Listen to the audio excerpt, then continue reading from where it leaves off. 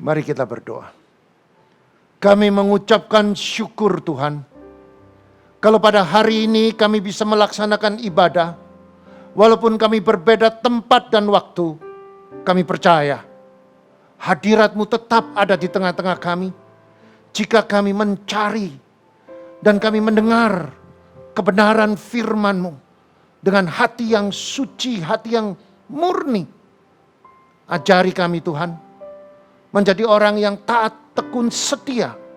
Mendengarkan firman dan melakukan firman. Terima kasih Tuhan. Urapi kami. Penuhi kami dengan hikmat-Mu. Bajak tanah hati kami.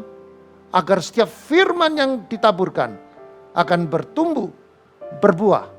30 kali lipat ganda. 60 kali lipat ganda. Bahkan 100 kali lipat ganda. Mari yang percaya dan siap mendengarkan dan melakukan firman Allah. Bersama saya katakan amin. Shalom. Mari katakan dengan sebelahmu. Masa depanmu cerah dan penuh harapan. Engkau diciptakan menjadi pemenang. Engkau akan naik, tidak turun. Engkau jadi kepala, bukan ekor. Apa yang kau kerjakan pasti berhasil dan beruntung. Saudara yang terkasih, tahun ini adalah tahun perkenanan. Pada hari ini saya akan membawakan kebenaran firman dengan tema Rut mendapatkan perkenanan dari Allah. Mari saudara kita baca di dalam kitab Rut pasal yang pertama ayat 1 sampai ayat yang kelima. Kita bersaut-sautan. Pada zaman para hakim memerintah, ada kelaparan di tanah Israel. Lalu pergilah seorang dari Bethlehem Yehuda beserta istrinya dan kedua anak laki-lakinya ke daerah Moab untuk menetap di sana sebagai orang asing. Nama orang itu ialah Elimelek, nama istrinya Naomi, dan nama kedua anaknya Mahlon dan Kilion. Semuanya orang-orang Efrata dari Bethlehem Yehuda. Dan setelah sampai ke daerah Moab, diamlah mereka di sana. Kemudian matilah Elimelek, suami Naomi, sehingga perempuan itu tertinggal dengan kedua anaknya. Keduanya mengambil perempuan Moab. Yang pertama bernama Orpa, yang kedua bernama Rut. Dan mereka diam di situ kira-kira 10 tahun lamanya.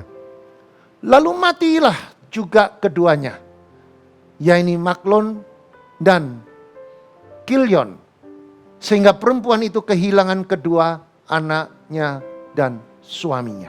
Yang percaya firman Tuhan katakan amin, saudara.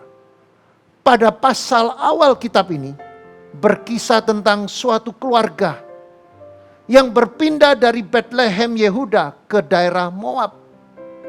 Karena bencana kelaparan yang amat dahsyat terjadi di kampung halaman mereka. Saudara, nama Bethlehem dari bahasa Ibrani. Dan yang berarti rumah roti. Disebut demikian karena Bethlehem terletak di daerah yang paling subur di Israel, yaitu di lembah sungai Yordan. Daerah ini adalah tempat penghasil gandum terbesar yang menjadi bahan baku untuk membuat roti. Mari kita bayangkan, bagaimana bisa bahwa rumah roti mengalami kelaparan, atau rumah roti kehabisan roti. Bagaimana mungkin bisa terjadi? Maka dari itu mari kita coba belajar lebih dalam tentang kisah di dalam kitab Rut ini, saudara. Mari kita belajar mengenal keluarga Elimelek. Kalau kita baca dari ayat 1 sampai 5, ini semua mengenal keluarga Elimelek. Sebelum kita masuk lebih dalam, kita perlu belajar apa artinya nama dari Elimelek. Elimelek itu artinya Allah adalah raja. Maka dari itu kalau kita belajar dari namanya saja, Allah adalah Raja, tetapi sangat kontradiksi, sangat bertentangan dengan perilaku Elimelek. Pada waktu dia mendapatkan persoalan, pada waktu dia menghadapi masalah, bahwa di Bethlehem sedang mengalami kelaparan, maka Elimelek menggunakan kekuatannya, menggunakan rasionya tanpa mengandalkan Tuhan, yang mana tidak sesuai dengan namanya. Dia mengandalkan kekuatannya sendiri, maka dia meninggalkan Bethlehem. Dia pergi ke negeri Moab. Ini sudah kontradiksi, saudara. Dan kita lagi mempelajari. Dia membawa Naomi, yaitu istrinya. Naomi itu artinya orang yang menyenangkan. Jadi istrinya itu namanya sangat-sangat mendukung dari keluarga Elimelek. Naomi adalah orang yang menyenangkan. Itu artinya, saudara. Dan kedua anaknya, laki-laki yang bernama Mahlon. Mahlon itu artinya memiliki sifat yang lemah. Dan yang kedua, Kilion artinya merindukan. Jadi kalau kita pelajari semua nama-nama yang ada dari keluarga Elimelek, mayoritas namanya itu sangat baik. Tetapi perilaku dari Elimelek, dia menjadi imam, dia membawa seluruh keluarganya tanpa mengandalkan kekuatan Tuhan. Begitu dia mendapatkan persoalan, begitu dia mendapatkan masalah, dia meninggalkan Bethlehem, saudara. Di mana Bethlehem itu adalah tempatnya gandum, tempatnya roti. Baru terjadi sebuah bencana, kelaparan, maka Elimelek meninggalkan Bethlehem. Menurut ayat 1-5, anak Naomi atau anak-anak Elimelek dan Naomi menikahi perempuan Moab sebagai istrinya. Jadi masing-masing mempunyai istri. Mahlon menikahi perempuan Moab bernama Oprah. Kilion menikahi orang Moab atau gadis Moab bernama Ruth. Menurut tradisi dari bangsa Israel, tidak pada lazimnya mereka menikahi dengan bangsa Moab. Tetapi di dalam kisah Ruth, bahwa anak dari Elimelek yang bernama Kilion, dia menikahi gadis Moab yang bernama Ruth. Ruth yang sebenarnya bangsa Moab yang dinilai tidak rohani. Karena bangsa Moab adalah keturunan Lot. Mengapa tidak rohani? Karena Lot pada waktu itu, saudara, dia hanya tinggal 2 putri. Dia tinggal bersama dengan 2 putrinya.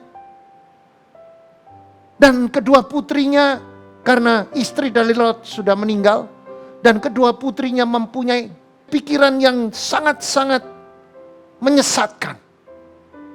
Maka dia mengajak adiknya, putri yang pertama mengajak putri yang kedua, anak kedua, untuk memberikan anggur supaya Lot itu mabuk.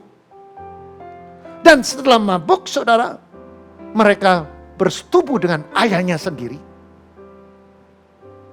Dan setelah itu, hari yang kedua, mereka memberi juga anggur. Sehingga orang tuanya yang bernama Lot ini mabuk lagi. Maka putri yang kedua disuruh bersetubuh dengan ayahnya. Nah, inilah bangsa ini, saudara. Putri yang pertama, saudara, mereka hamil dan membuat keturunan yang baru yang bernama Moab. Yang putri kedua juga hamil dan mendapatkan keturunan bernama Amon. Nah inilah saudara, peristiwa ini yang dianggap bahwa tidak lazim bahwa bangsa Moab mereka menikah dengan bangsa Israel. Karena dianggap ini adalah sebuah keturunan yang salah.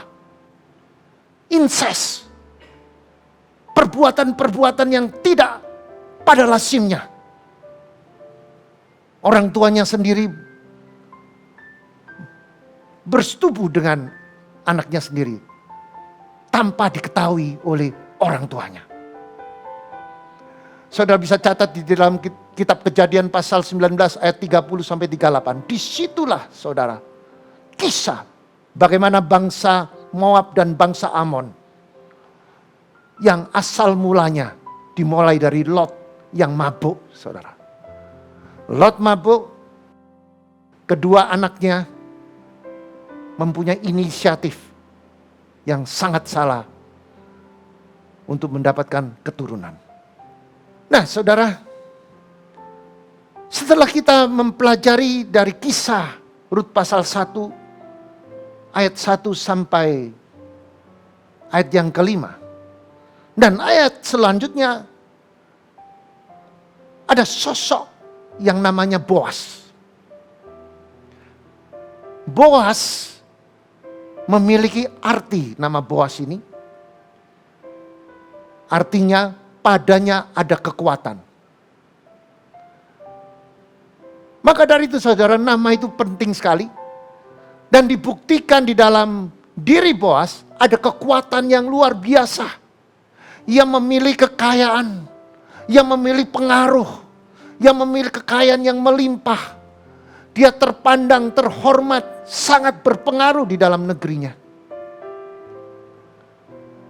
Dengan keberadaan ini, sesungguhnya Boas mempunyai alasan untuk menjadi sombong. Saudara. Dengan kayanya dia, ada alasan dia untuk sombong. Tetapi Boas tidak sombong. Boas rendah hati. Dia tidak bertindak semena-mena terhadap orang lain. Bahkan karakter Boas ini menjadi teladan di dalam negeri itu. Dan dia bukan sosok yang suka membesar-besarkan dirinya, meletakkan dirinya setinggi langit. Tidak. Meskipun Boas menjadi orang besar, ia memiliki kepribadian yang sangat baik dan sederhana.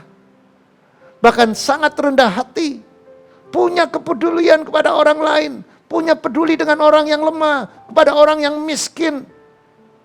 Dan hidupnya sangat sederhana.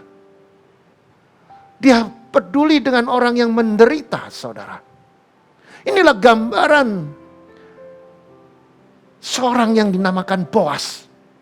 Yang bisa menentukan masa depannya Rut. Dan Boas tidak segan-segan. Ia terjun langsung ke ladang. Dan memberi salam kepada pekerjanya. Dan selalu dia mengatakan, Tuhan kiranya menyertai kamu. Dan selalu yang dia ucapkan kata-kata profetik. Dia selalu memberi kekuatan motivasi kepada seluruh pekerjanya. Tuhan menyertai kamu. Saudara kalau baca di dalam Rut pasal 2 ayat 4. Dia selalu mengatakan, Tuhan menyertai kamu. Boas juga makan bersama-sama pekerjanya. Kalau saudara baca di Rut pasal 2 ayat 14. Dia bisa makan bersama-sama walaupun dia orang kaya, orang yang terpandang, terhormat. Tetapi dia bisa makan bersama-sama orang yang jauh levelnya dengan dia. Dan dia tidak malu. Walaupun dia tidur di tempat pengirikan.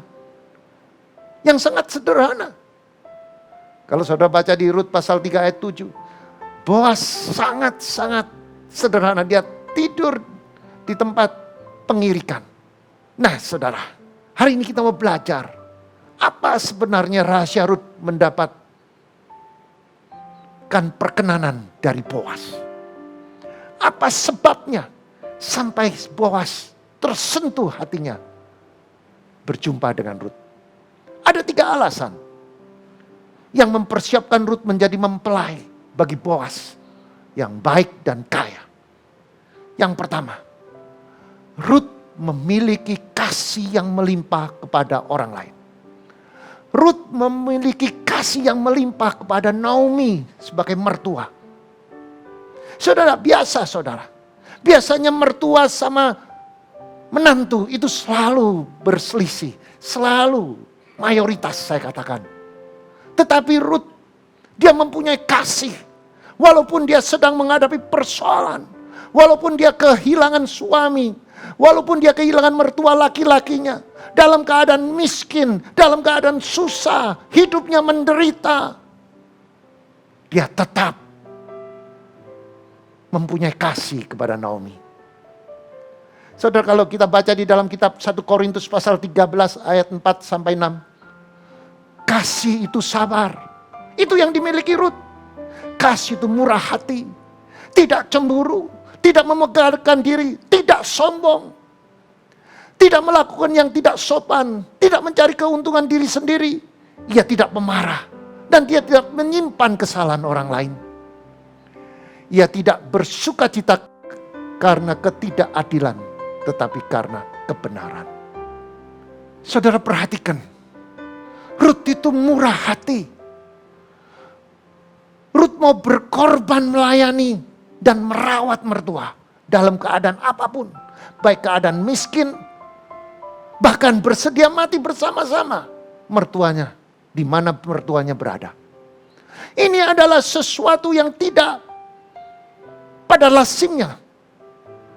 Tapi Rut, walaupun dia orang Moab, tapi hatinya mempunyai kasih.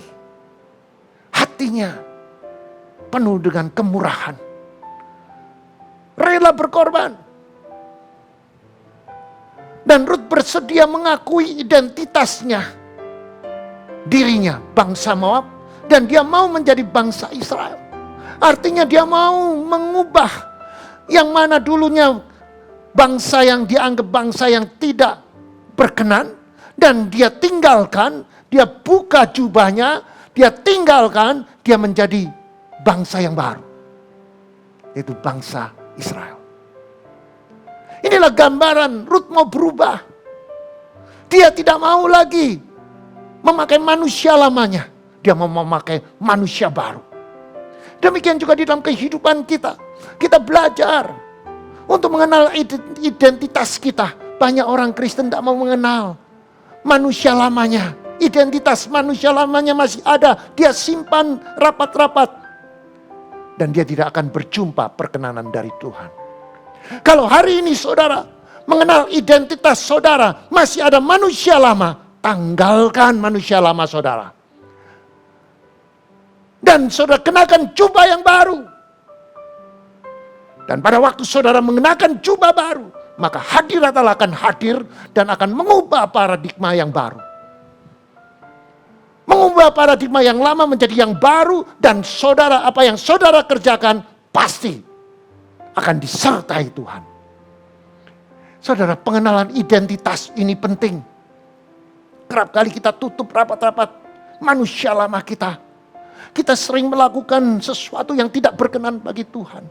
Kita masih hidup di dalam kedagingan, hidup di dalam keserakaan, hidup di dalam kedagingan. Hidup di dalam keegoan. Kenali identitas saudara. Apakah saudara masih mempunyai manusia lama saudara? Kalau saudara mempunyai manusia lama, hari ini saudara, ambil keputusan untuk bertobat. Saudara, Rut, dia mengerti bahwa keturunannya yang zaman Lot itu, dia tahu bahwa itu tidak benar. Dia kenal juga bahwa identitas dia bisa dirubah dengan menanggalkan identitas yang lama. Dan yang selanjutnya saudara, Ruth ini adalah sosok yang tidak egois. Walaupun dia masih muda, jadi janda, dan dia mendapatkan kesempatan dari mertuanya untuk mencari pasangan.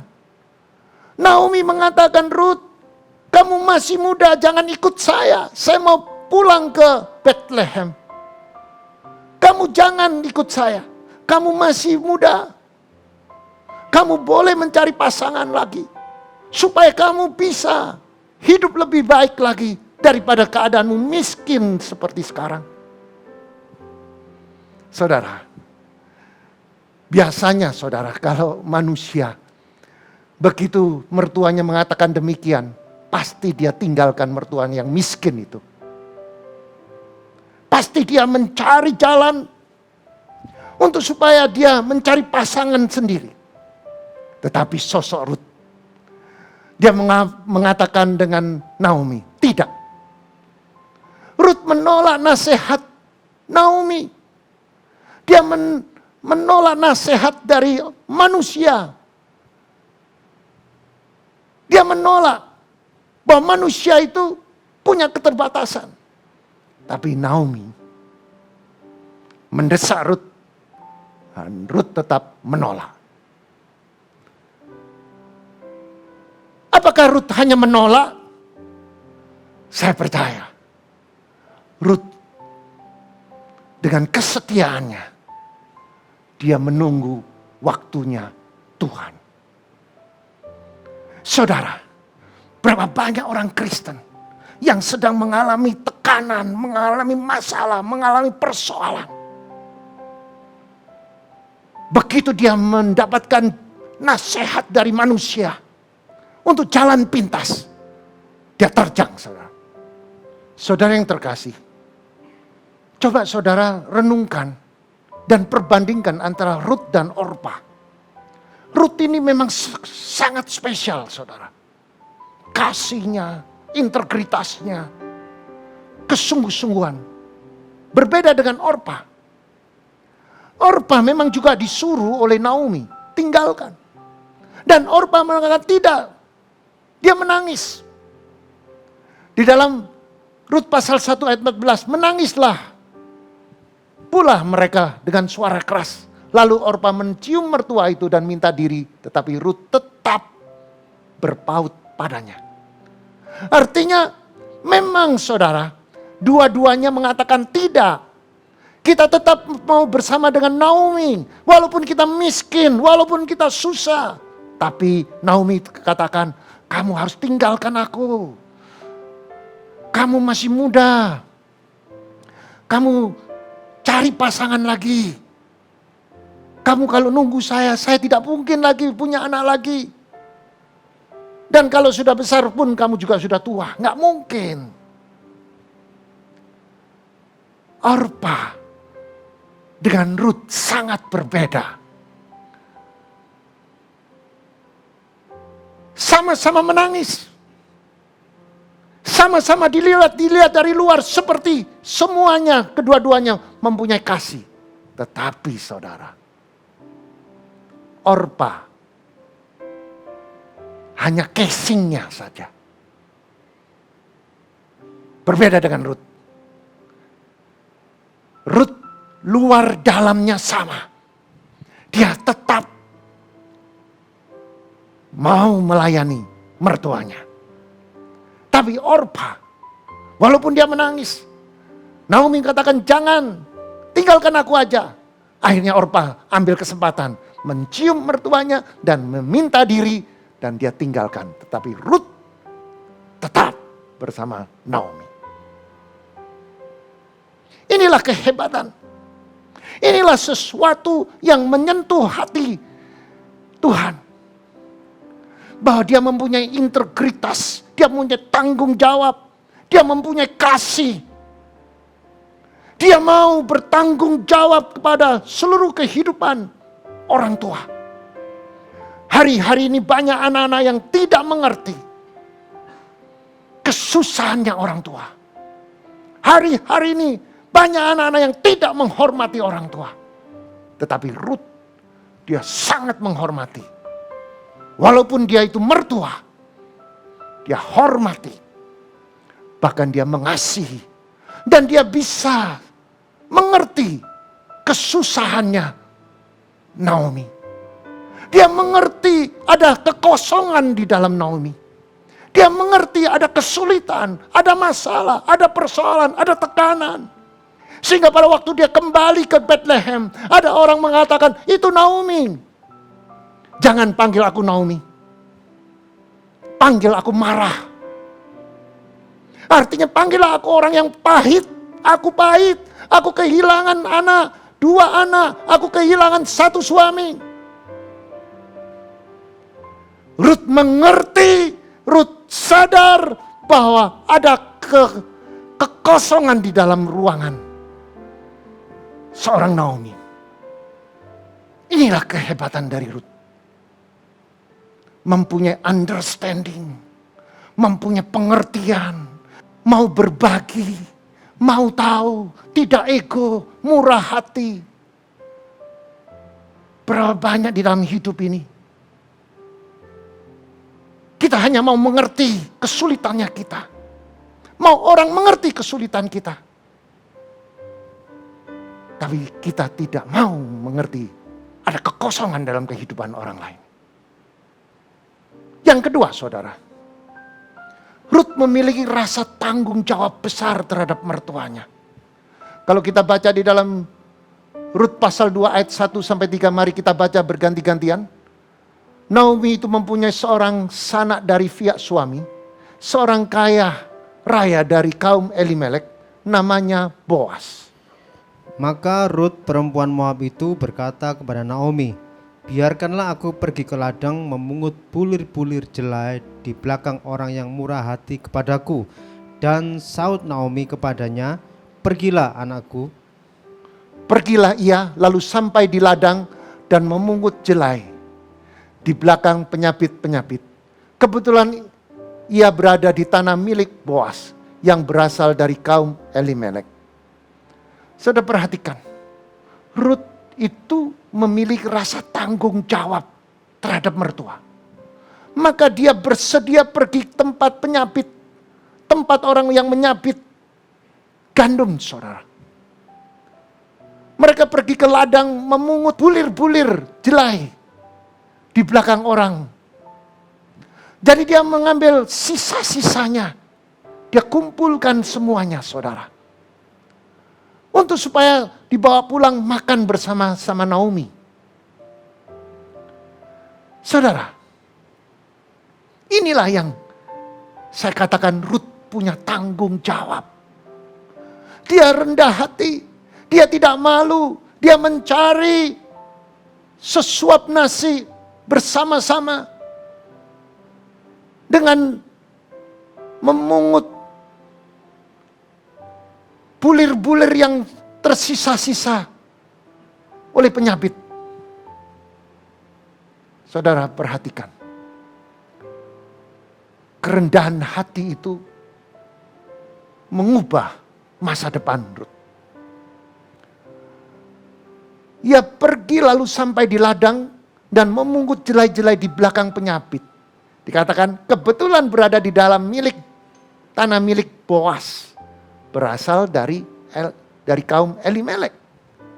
Jadi saudara, Rut ini dia di belakang penyapit. Ada bulir-bulir dia ambil, ada bulir-bulir dia ambil. Dia kumpulkan untuk makan bersama-sama Naomi, saudara. Maka dari itu inilah yang saya katakan. Rut ini adalah orang yang bertanggung jawab. Dia tidak egois. Dia rela menjadi pemulung, saudara. Mengambil sisa-sisa bulir-bulir gandum, saudara. Alasan yang ketiga, bagaimana Rut bisa dapat perkenanan dari Tuhan. Rut mempunyai kerendahan hati untuk memungut sisa-sisa jelai. Dan sisa-sisa jelai itu mempunyai tujuannya apa? Dikumpulkan untuk menyambung hidup bersama mertuanya, saudara. Dia tidak bingung dengan urusannya dia sendiri. Dia tidak bingung dengan masalahnya dia sendiri. Tetapi dia menghormati mertuanya yang bernama Naomi. Saudara, akibat perilaku kasih dan karakter Rut terhadap mertuanya, maka Rut mendapatkan perkenanan dari Tuhan sehingga Boas tersentuh hatinya kepada Rut. Boas merasa ada sesuatu yang berbeda dan hati Boas tersentuh. Boas bisa mencari gadis yang lebih cantik, bukan janda. Tapi karena perilaku kasih dan karakter Rut yang dimanifestasikan kepada mertuanya, Rut mendapatkan perkenanan dari Tuhan sehingga Boas tersentuhlah hatinya kepada Rut. Mari kita buka di dalam Rut pasal 2 ayat 8 sampai 12. Kita baca berganti-gantian. Sesudah itu berkatalah Boas kepada Rut, dengarlah dahulu anakku, tak usah engkau pergi memungut jelai ke ladang lain, dan tidak usah engkau pergi dari sini, tetapi tetap dekat pengerja-pengerja perempuan. Lihat saja ke ladang yang sedang disabit orang itu, ikutilah perempuan-perempuan itu dari belakang. Sebab aku telah memesankan kepada pengerja-pengerja lelaki, jangan mengganggu engkau. Jika engkau haus, pergilah ke tempayan-tempayan dan minumlah air yang dicedok oleh pengerja-pengerja itu. Lalu sujudlah Rut menyembah dengan muka sampai ke tanah dan berkata kepadanya, mengapa aku mendapatkan belas kasihan daripadamu, sehingga Tuhan memperhatikan aku padahal aku ini seorang asing. Boas menjawab, telah dikabarkan orang kepadaku dengan lengkap segala sesuatu yang engkau lakukan kepada mertuamu sesudah suamimu mati, dan bagaimana engkau meninggalkan ibu bapamu dan tanah kelahiranmu, serta pergi kepada suatu bangsa yang dahulu tidak engkau kenal. Ayat yang ke-12. Tuhan kiranya membalas perbuatanmu itu, dan kepadamu kiranya dikaruniakan upahmu sepenuhnya oleh Tuhan Allah Israel, yang di bawah sayapnya engkau datang berlindung. Saudara perhatikan, kalau saudara baca di ayat yang ke-10, saudara, Rut terkejut. Rut dapat perkenanan dari Boas. Boas memberikan fasilitas. Dia katakan, kamu boleh ngambil apa yang kamu mau. Kamu boleh minum kalau kamu haus. Kamu boleh ambil apa saja yang kamu mau. Rut terkejut, saudara. Lalu sujud. Rut menyembah dengan muka sampai ke tanah. Dan berkata, mengapa aku mendapat balas kasihan daripadamu, sehingga Tuhan memperhatikan aku padahal aku ini seorang asing. Artinya Rut mengenal identitasnya sebagai bangsa Moab. Mengapa dia mendapatkan belas kasihan? Yang mana tidak pada lazimnya terjadi pada zaman itu, saudara. Tetapi saudara, di ayat yang ke-11, inilah akibatnya. Apa yang dilakukan oleh Rut, apa yang diperbuat oleh Rut, sehingga dia mendapatkan perkenanan dari Tuhan. Lantas Boas menjawab, telah dikabarkan kepada orang, kepadaku, dengan lengkap segala sesuatu yang engkau lakukan kepada mertuamu sesudah suamimu mati. Artinya apa yang sudah dilakukan oleh Rut kepada Naomi itu terbukti. Dan Boas mendapatkan sebuah informasi yang lengkap. Integritasnya, tanggung jawabnya, kasihnya Rut kepada mertuanya, saudara. Walaupun suaminya sudah meninggal, dia tetap mengasihi mertuanya yang bernama Naomi. Dan dia katakan, bagaimana engkau meninggalkan ibu bapamu, ke tanah kelahiranmu, serta pergi kepada suatu bangsa yang dahulu tidak engkau kenal. Dan dia mengatakan, kamu ini luar biasa. Kamu meninggalkan orang tuamu, kamu meninggalkan negerimu, pergi ke tempat yang asing. Hanya karena kamu punya tanggung jawab. Hanya karena engkau mempunyai kasih kepada Naomi. Inilah yang membuat hati Boaz tersentuh. Dia katakan, gadis ini adalah spesial bagiku. Hari itu saudara, Rut mendapatkan perkenanan dari Tuhan. Maka pada satu saat, Rut melakukan sesuatu, memperhatikan Boaz. Selain dia sujud menyembah tuannya, dan dia pada waktu Boaz tertidur, dia memberikan sesuatu, kepedulian kepada Boaz. Dan dia tidur di pinggirnya Boaz. Hati Boaz tersentuh. Betapa pedulinya seorang wanita. Seorang wanita yang peduli kepada tuannya. Maka setelah itu Boaz mengambil Rut sebagai pasangan hidupnya. Saudara yang terkasih, hari ini kalau saudara sudah mendengarkan kebenaran firman, mari kita pejamkan mata. Kita merenungkan firman Allah. Apakah kita memiliki perilaku dan karakter seperti Rut? Yang pertama, apakah kita mempunyai kasih yang melimpah kepada mertua kita, kepada orang tua kita? Rut memiliki kasih yang melimpah kepada orang lain, kepada Naomi mertuanya. Rut mempunyai kasih. Kasih itu sabar, kasih itu murah hati. Kasih itu tidak mementingkan diri sendiri. Kasih itu mengampuni. Kasih itu murah hati. Yang kedua saudara, Rut memiliki tanggung jawab yang besar terhadap orang tuanya. Orang yang lebih tua, dia mempunyai tanggung jawab kepada mertuanya yang bernama Naomi. Berapa banyak kita